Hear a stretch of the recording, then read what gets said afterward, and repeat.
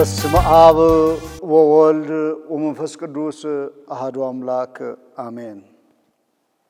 በልዑል እግዚአብሔር የተወደዳችሁ የእግዚአብሔር ቤተሰቦች ዛሬ የአብይ ጾም ስድስተኛ ሳምንት የገብርኄር ሰንበት ስለሆነ ለትምህርታችን ለአስተንትኗችን ይረዳን ዘንድ የወንጌሉ ክፍል የማቴዎስ ወንጌል ምዕራፍ 25 ከቁጥር 14 እስከ 30 ያለውን ጀምሮ አነባለሁ። ደግሞም ኢየሱስ እንዲህ አለ፣ በዚያን ጊዜ ወደ መንግሥተ ሰማይ የመግባት ሁኔታ እንዲህ ይሆናል። ወደ ሌላ አገር የሚሄድ አንድ ሰው አገልጋዮቹን ጠርቶ ንብረቱን አስረከባቸው። ለእያንዳንዱ እንደ ችሎታው በማካፈል ለአንዱ 5,000 ብር፣ ለአንዱ 2,000 ብር፣ ለአንዱ ደግሞ 1,000 ብር ሰጠና ወደ ሌላ አገር ሄደ። 5,000 ብር የተቀበለው ወዲያውኑ ሄዶ ነገደበትና ሌላ 5,000 ብር አተረፈ። 2,000 ብር የተቀበለውም እንዲሁ ነግዶ ሌላ 2,000 ብር አተረፈ። 1,000 ብር የተቀበለው ግን ሄደና መሬት ቆፍሮ የጌታውን ገንዘብ ቀበረ። ከብዙ ጊዜ በኋላ የነዚያን አገልጋዮች ጌታ መጣና ከአገልጋዮቹ ጋር መተሳሰብ ጀመረ። 5,000 ብር የተቀበለው አገልጋይ ወደ ጌታው መጣና ሌላም 5,000 ብር አቅርቦ ጌታ ሆይ 5,000 ብር ሰጥተኸኝ ነበር፣ እነሆ ሌላ 5,000 ብር አትርፌአለሁ አለ። ጌታውም መልካም አደረግህ፣ አንተ ታማኝና ደግ አገልጋይ፣ በጥቂት ነገር ታማኝ ሆነህ ስለተገኘ በብዙ ነገር ላይ እሾምሃለሁ፣ ና የጌታህን ደስታ ለመካፈል ግባ አለው። 2,000 ብር የተቀበለውም ቀርቦ ጌታ ሆይ 2,000 ብር ሰጥተኸኝ ነበር፣ እነሆ ሌላ 2,000 ብር አትርፌአለሁ አለ።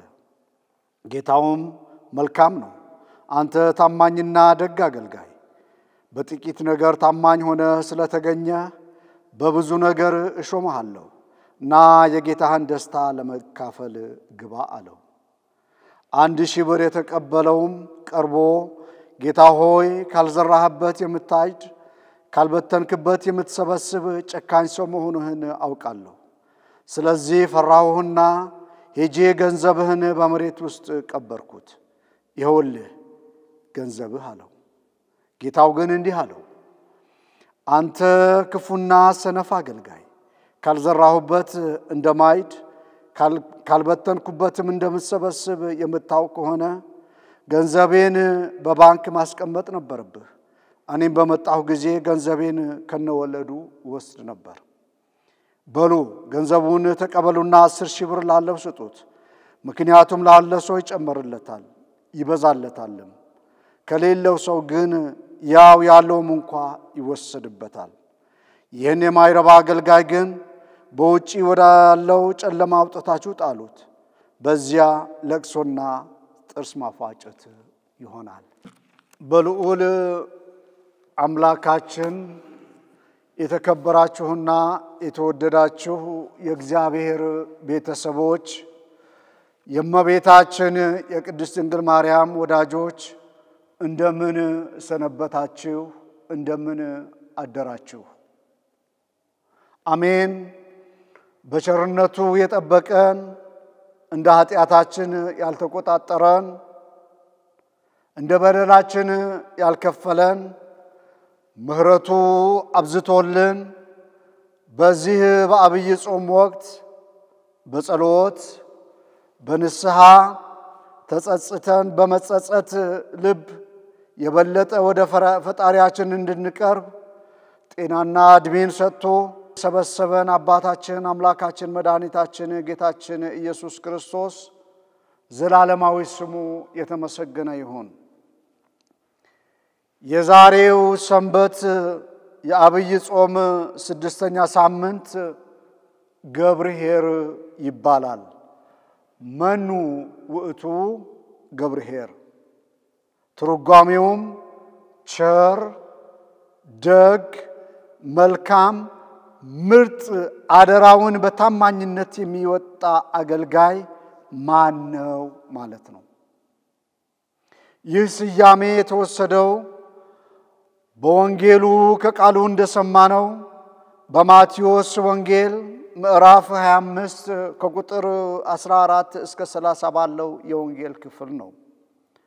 ታሪኩም እግዚአብሔር የሰጠን ጸጋ በቅንነት በማገልገል የተሰጠንን አደራ ታማኝ በመሆን በመወጣት የሚያስገኘው ትልቅ በረከት ዋጋ እንዳለው የሚያስረዳ ነው። በቁጥር 14 ላይ እንደሰማነው እንዲሁ ይሆናል ይላል። ይህ ቃል በታሪክ በወሬ በምሳሌ ደረጃ ብቻ ተነግሮ የሚተውና የሚረሳ ሳይሆን በትክክል ወደፊት የሚሆኑ ነገሮች ናቸው። ስለዚህ የተወደዳችሁ የእግዚአብሔር ቤተሰቦች የሚሆነውን ከሚሆንብን በፊት በተቻለን መጠን መዘጋጀቱ መልካም ነው። በዚህ ወንጌል ክፍል ሁሌም ጌታችን መድኃኒታችን ኢየሱስ ክርስቶስ በእስራኤል ምድር በኢየሩሳሌም ሲመላለስ ሲያስተምር ሰዎች እንዲገባቸው ሰዎች እንዲረዱት የሚያስተምረውን የእግዚአብሔር ሕያው ቃል በሕይወታቸው እንዲተረጉሙት ሲፈልግ ዘወትር በምሳሌ ያስረዳቸውና ያስተምራቸው ነበር። ዛሬም ከቃሉ እንደሰማነው በዚህ የወንጌል ክፍል ምሳሌን በመጠቀም በምሳሌ በመስበክ በሶስት ነገሮች ላይ በሶስት ጉዳዮች ላይ እንድናተኩር ይመክረናል ወይም ደግሞ ይጋብዘናል። አንደኛው እነዚህ ሶስት ጉዳዮች ምንድነው ብለን ስንጠይቅ የመጀመሪያው ባለ መክሊቱ ጌታ የተባለው ነው። ሁለተኛው አገልጋዮቹ ወይም ደግሞ ሶስት መክሊት የተቀበሉ ሰዎች ናቸው። በመጨረሻም መክሊቶቹ ወይም ደግሞ ስጦታዎቹ ናቸው። እነዚህ ሶስቱ ጉዳዮች አንስተን ከራሳችን ሕይወት ጋር እናያቸዋለን።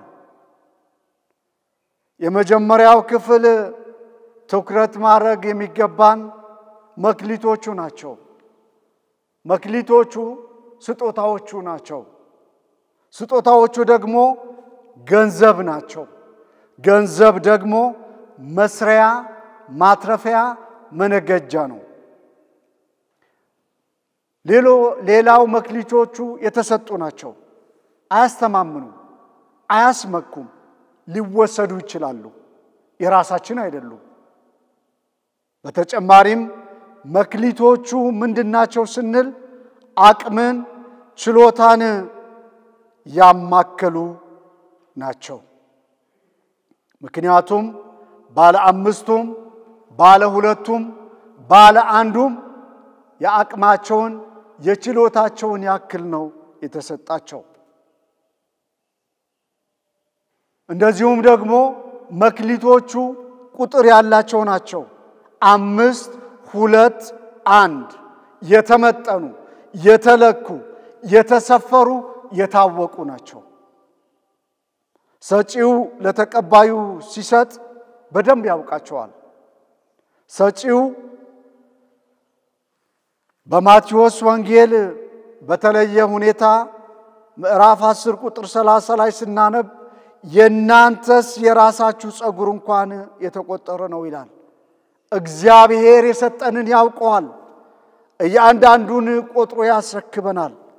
ቆጥረን የተቀበልነው ግን በኃላፊነት በአደራ በታማኝነት እንድንጠብቀው እንድንንከባከበው እንድናተርፍበት ግን አደራ ጭምር ያስገነዝበናል። ሌላው መክሊቶቹ ቁጥጥር የሂሳብ ውርርድ ያለባቸው ናቸው። ቁጥጥሩ ሁለት ነገሮችን ነው የሚያመጣው። ወይ ወቀሳ ወይም ደግሞ ምስጋና ከቃሉ እንደሰማነው ምስጋናው ወንጌሉም ከቃሉ ሰምተናል። ከብዙ ዘመን በኋላ የነዚያ ጌታ መጣና ተቆጣጣራቸው፣ ሂሳብ ሰራ፣ ተወራረደ ይለናል። በዚህ ዓለም ሳለን ለምን ሰራው ስራ ሁሉ መልስ ልንሰጥበት የሚመጣ የቁጥጥር ጊዜ አለ። ያ ጊዜ ግን አናውቀውም። ያን ጊዜ ግን በእኛ አእምሮ ልንገምተው አንችልም። እግዚአብሔር ነው የሚያውቀው።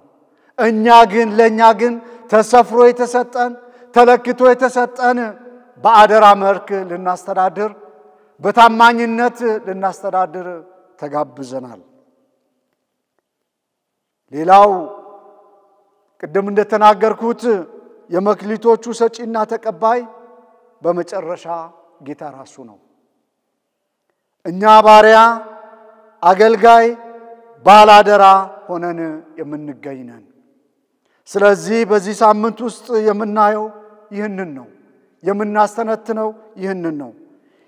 የተሰጠን የእኛን መክሊት ስጦታ አደራ የምንመረምርበት አስተንትኖ የምናደርግበት ልዩ ሳምንት ነው። ባለመክሊቶቹ እኛ ነን። ሶስቱ ሰዎች የሚወክሉት እኔና እናንተን ነው። የመክሊቱ ጌታ የሚወክለው እግዚአብሔር ነው። የተከበራችሁ የእግዚአብሔር ቤተሰቦች ታዲያ እኛ ማንን? እኛ ስንል ምን ማለታችን ነው? እኛ ሁላችንም ከመሪ እስከ ተመሪ ከጳጳስ እስከ ካርዲናል ከካህናት እስከ ምእመናን ከጥግ እስከ ጥግ ሁላችንም ምክንያቱም እያንዳንዳችን ከፈጣሪ ትንሽም ሆነ ትልቅ የተለያዩ ስጦታዎች ተሰጥቶናል። ስለዚህ ይህንን የተሰጠን ስጦታ ለራሳችን ጥቅም ብቻ ሳይሆን ለእግዚአብሔር ክብር ለቤተ ክርስቲያን አገልግሎት ለነዳያን ለበጎ አድራጎት ስራ ጭምር ማዋል እንዳለብን ኃላፊነትና አደራ ተሰጥቶናል። ይህንን ያደረግን እንደሆን ነው ጌታ በመጨረሻው ጊዜ አንተ መልካምና ታማኝ አገልጋይ በጥቂት ነገር ስለታመንክ ታማኝ ሆነ ስለተገኘ በብዙ ነገር ሾመሃለሁ የሚል የምርቃት የመባረክ ቃል እንድንሰማ የሚያደርገን። ስለዚህ ወገኖቼ መኑ ውእቱ ከመሄር ታዲያ መልካም ደግ ታማኝ ቸር አገልጋይ አደራውን በኃላፊነት በታማኝነት የሚወጣ አገልጋይ ማን ነው? እኔ ከወንጌሉ ክፍል አስተንትኖ ሳደርግ አራት ነገሮችን ለይቻለሁ። ከቃሉ በመነሳት ከቃሉ በመረዳት የመጀመሪያው ታማኝ አደራውን በኃላፊነት የሚወጣ አገልጋይ መክሊት ወይም ደግሞ ስጦታን የተቀበለ ነው። ማስተዋል ያለብን ሰው በመሆናችን ብቻ እያንዳንዳችን ብዙ ስጦታዎች ብዙ መክሊቶች ተቀብለናል። ሐዋርያ ጳውሎስ በኤፌሶን መልእክት ምዕራፍ 4 ቁጥር 7 ላይ ነገር ግን ክርስቶስ በወሰነው መጠን ለእያንዳንዳችን ጸጋ ተሰጥቶናል ይላል። ስለዚህ እያንዳንዳችን ጸጋ ተቀብለናል፣ ስጦታ ተቀብለናል። ችግሩ ስጦታችን የመጠቀምና የማወቅ ኃላፊነታችን የመረዳት ጉዳይ ነው። ያለ ጸጋ እንዲሁ የተፈጠረ ፍጥረት የለም። ምክንያቱም በሮሜ መልእክት ምዕራፍ 12 ቁጥር 6 ላይ እንደ ተሰጠን ጸጋ መጠን ልዩ ልዩ ስጦታ አለን። የተለያዩ ስጦታ ለአንዱ የማስተማር፣ ለአንዱ የመስበክ፣ ለአንዱ የማስታረቅ፣ ለአንዱ የመምከር የተለያዩ ስጦታ እግዚአብሔር ሰጥቶናል። ለአንዱ የማገልገል ለአንዱ የመዘመር የተለያየ ስጦታ ጌታ አድሎናል። ስለዚህ መክሊታችን ማወቅ ስጦታችን ማወቅ የኛ ኃላፊነት ነው። ሌላው ታማኝ አገልጋይ ማን ነው? መኑ ውእቱ ገብርኄር ታማኝ አገልጋይ በጌታው የሚመሰገን ጌታው የሚመሰክርለት ነው። ጌታችን መድኃኒታችን ኢየሱስ ክርስቶስ ለባለ አምስቱም ለባለ ሁለቱም ለባለ አንድ መክሊት የሰጠው አገልጋይም ጭምር መስክሯል። እንግዲህ ታማኝ አገልጋይ ከቃሉ እንደምንረዳው ስለራሱ አይመሰክርም፣ ስለራሱ አይናገርም። የሚመሰክርለት ስራው ነው፣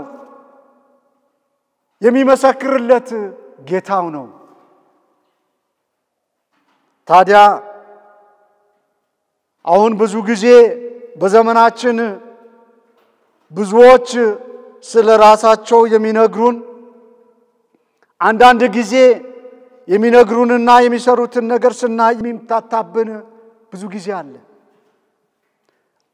እኔ ብቻ ስንል እኔ ብቻ መሪ፣ እኔ ብቻ አዋቂ፣ እኔ ብቻ የተለየ ስጦታ የተሰጠኝ፣ እኔ ብቻ ታማኝ፣ እኔ ብቻ አገልጋይ፣ እኔ ብቻ ተናጋሪ በማለት ሰዎችን ግራ የምናገባ ክርስትናችን የማንረዳ አገልግሎታችን በቅጡ የማንገነዘብ ልንኖር እንችላለን። ስለራሳችን መናገር ግን ስለራሳችን መመስከር ግን ክርስትናችን አይፈቅድም። የሚመሰክረው ድርጊታችን ነው። የሚመሰክረው መልካም ንግግራችን ነው። የሚመሰክረው መልካም አካሄዳችን ነው። የሚመሰክረው መልካም ጾማችን ነው። የሚመሰክረው መልካም ንስሐችን መጸጸታችን ነው። የሚመሰክረው ምሳሌያዊ ህይወታችን ነው። ይናገራል፣ ይጮሃል። ለዛ ነው በመጽሐፈ ምሳሌ ላይ ሌላው ያመስግንህ እንጂ አፍህ አይደለም ሲል እግዚአብሔር ይመክረናል። ይህ ሲል ስራ ይመስክር። አንተ የተሰጠህን ኃላፊነት የተሰጠህን አዳራ በታማኝነት ብቻ ፈጽም ማለቱ ነው። ሌላው ወገኖቼ ታማኝ አገልጋይ በጎነትን ቅንነትን የተላበሰ ነው። ብዙ ጊዜ ብዙዎቻችን አቅም አለን፣ ጉልበት አለን፣ ዕውቀት አለን፣ ብዙ ነገር ሊኖረን ይችላል። አገልጋይ ግን ቅን በጎ ካልሆነ ታማኝ ሊሆን አይችልም። ሌባ የሆነ ሰው የአደራ መልእክት ሲሰጠው እግዚአብሔር ይስጥልን ይላል። አመሰግናለሁ አደርሰዋለሁ ይላል። እንደማቤታችን ራሱን ዝቅ አድርጎ ይህ ነገር እንዴት ሊሆን ይችላል? ይህ ነገር በእኔ አቅም እንዴት ላስተዳድረው እችላለሁ? እኔ እኮ ዝቅተኛ ሰው ነኝ። እኔ እኮ ለዚህ ኃላፊነት የተገባሁ አይደለሁም በማለት እንደማቤታችን ቅድስት ድንግል ማርያም ራሱን ያያል፣ ራሱን ዝቅ ያደርጋል። በምን? በቅንነት። በምን? በበጎነት። በምን? በቸርነት እንጂ ኃላፊነት ተሰጠኝ መልእክት ተሰጠኝ ብሎ አያጨበጭብም፣ አይጮህም፣ እዩኝ አይልም። ዝም ብሎ ባለ 5 ስጦታ እንደተሰጠው አገልጋይ ሰርቶ ሄዶ አትርፎ መልካም ውጤቱን ይዞ ይመጣል። ለምን? ቅንነት ስላለው። ለምን? በጎነት ስላለው። ታዲያ ታማኝ አገልጋይ ቅንነትና በጎነት ከሌለው ዋጋ የለውም። አስመሳይ ህይወት ነው። አርቲፊሻል ዕውቀት ነው ለሌላ ሰው መስጠት የሚችለው። ለዛም ነው ሐዋርያ ጳውሎስ ለወዳጁ ለጢሞቴዎስ ሲመክረው እምነትና በጎ ሕሊና ይኑርህ ብሎታል። በአንደኛ ጢሞቴዎስ ምዕራፍ 1 ቁጥር 9 ላይ እንዲሁም የእውነት ቃል በቅንነት ተናገር ብሎታል። ቅንነት፣ በጎነት የአገልጋይነት መስፈርቶች ናቸው። ሌላው በመጨረሻው ታማኝ አገልጋይ ማን ነው? ታማኝ አገልጋይ ከቃሉ እንደሰማነው በጥቂቱ የሚታመን ነው። ምን ማለት ነው? የማያማርር ያለኝ ይበቃኛል የሚል በተሰጠው ነገር ሰጪውን እግዚአብሔርን የሚያመሰግን ነው። ስለዚህ ሰው እግዚአብሔር ሕይወት ስለሰጠው ሊያመሰግን ይገባል። ሰው እግዚአብሔር እጅ ስለሰጠው ሰርቶ ሲገባ እጅ ስለሰጠኸኝ፣ እግር ስለሰጠኸኝ፣ አእምሮ ስለሰጠኸኝ፣ ጤና ስለሰጠኸኝ አመሰግንሃለሁ። በሰጠኸኝ ነገር በጥቂቱ ታማኝ ሆኜ ለመገኘት እሞክራለሁ፣ በጸጋህ እተማመናለሁ በማለት በተሰጠው በጥቂት ነገር ታማኝ መሆን ይገባዋል። ለዛም ነው ሐዋርያው ጳውሎስ ኑሮዬን ይበቃኛል፣ ያለኝን ይበቃኛል የሚል ሰው የተባረከ ነው። ማማረር ዋጋ የለውም። የባሰ ነገር አለ። ማጉረምረም ዋጋ የለውም። የከፋ ነገር አለ። እግዚአብሔር የሰጠኝ ነገር ይበቃኛል ተመስገን የሚል ሰው ግን ይጨመርለታል። ስለዚህ ያለኝን ይበቃኛል የሚል ሰው ሁለት ነገርን ይጎናጸፋል። አንደኛ እግዚአብሔር ራሱን ይመስላል፣ ዱካውን ይከተላል፣ ፈለጉን ይከተላል፣ እግዚአብሔር ለመምሰል ጥረት ያደርጋል። ሁለተኛ ያለኝን ይበቃኛል የሚል ሰው ማትረፊያ ያለው ይትርፍ ደግሞ የመጨረሻ ግባችን የሆነው የዘላለም ሕይወት ነው። ለዚህ ነው ምንድሮጠው ለዘላለም ሕይወት ለመንግሥተ ሰማያት እንጂ ሰይጣን ስለታዘዘልን ይህንን ስላደረኩ ለመሸለም አይደለም። ይህም ዋጋ የለውም። ሰይጣን ስለታዘዙላችሁ ሳይሆን ስማችሁ በሰማይ መዝገብ ስለተጻፈ ደስ ይበላችሁ። ለምን? በጥቂት ነገር ስለታመናችሁ። ለምን? የተሰጣችሁ መክሊት በተገቢ ሁኔታ ስለተጠቀማችሁ። አደራችሁን በታማኝነት ስለተወጣችሁ ትርፋማ ናችሁ። ይህ ከማመስገን ሕይወት የሚመነጭ ከማመስገን ሕይወት የሚመጣ ነው። ታዲያ ወገኖቼ ይህ አራቱም ጉዳዮች የሚፈጽም አደራውን በታማኝነት የተወጣ አገልጋይ ደግ ቅን አገልጋይ ከወንጌሉ እንደምንረዳው ሁለት ነገሮች ይከናወኑለታል። አንደኛው በትልቅ ነገር ላይ ይሾማል። ዓለም በሚሰጠው ፊት በሚታይበት ሹመት አይደለም። ብል በሚበላው ነቀዝ በሚበላው ስልጣን አይደለም፣ ገንዘብ አይደለም።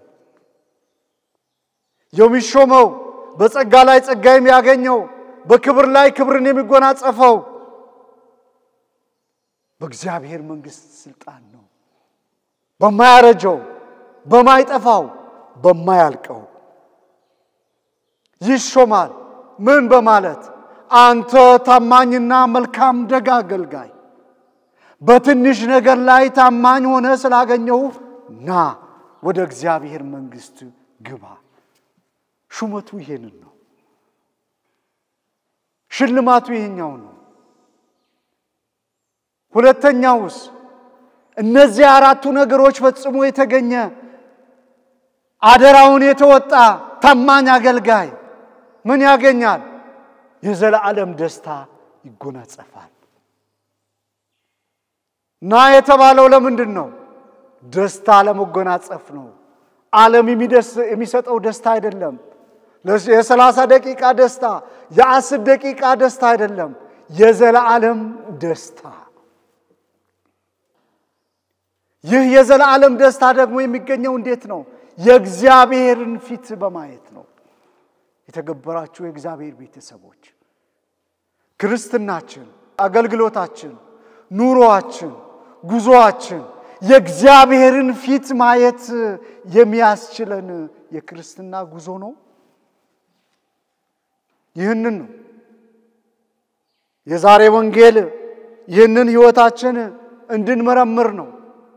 የእግዚአብሔር ፊት በማየት የምንጎናጸፈው የዘላለም ደስታ።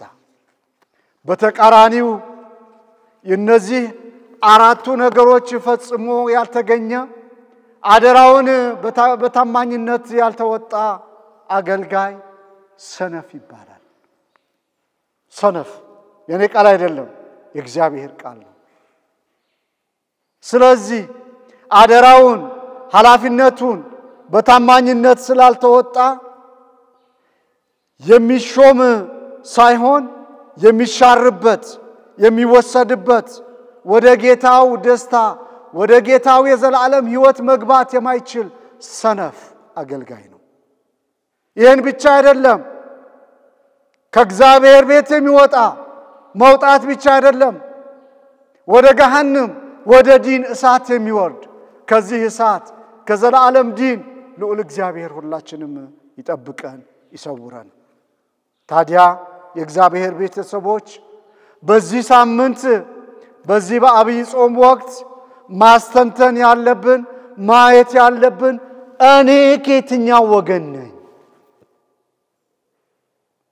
እኛ ከየትኛው ወገኖች ነን? መክሊት ተሰጥቷቸው መክሊታቸውን ተጠቅመው ያተረፉ ከትርፋቸው የመጡ ወደ ዘላለም ሕይወትና ወደ ዘላለም መንግስት የገቡ ወይስ መክሊቱን ስጦታውን ከቀበረ ሰነፍ አገልጋይ? ይህንን ነው መጠየቅ ያለብን። በዚህ መንፈስ ነው በዚህ ሳምንት ሕይወታችን መመርመር ያለብን። ቤተክርስቲያን አደራ የምትለን እግዚአብሔር በቃሉ ዘወትር የሚያስገነዝበን እያንዳንዳችን በተሰጠን የጸጋ መጠን በማገልገል ስጦታችን በማወቅና በተሰጠን ጸጋ በመጠቀም ኃላፊነታችን ታማኝነታችን የተሰጠን አደራ መወጣት እንድንችል የዛሬ ወንጌል በተደጋጋሚ ይጋብዘናል። ታዲያ ስጦታችን ለማወቅ መክሊታችን ለማወቅ ተኝተን አይደለም፣ መንቀሳቀስ መስራት ንግግራችን ቃላችን ወደ ተግባር መቀየር ይኖርብናል። ስለዚህ መለወጥ መታደስ ፍሬ ማፍራት ይጠበቅብናል። የተከበራችሁ የእግዚአብሔር ቤተሰቦች ያስተማረን የመከረን ልዑል እግዚአብሔር ምስጋና ይግባው። ጾማችን ጾመ ጻድቃን ጾመ ነቢያት ጾመ ሐዋርያት ያድርግልን። ክብር ሁሉ ለእግዚአብሔር ይሁን።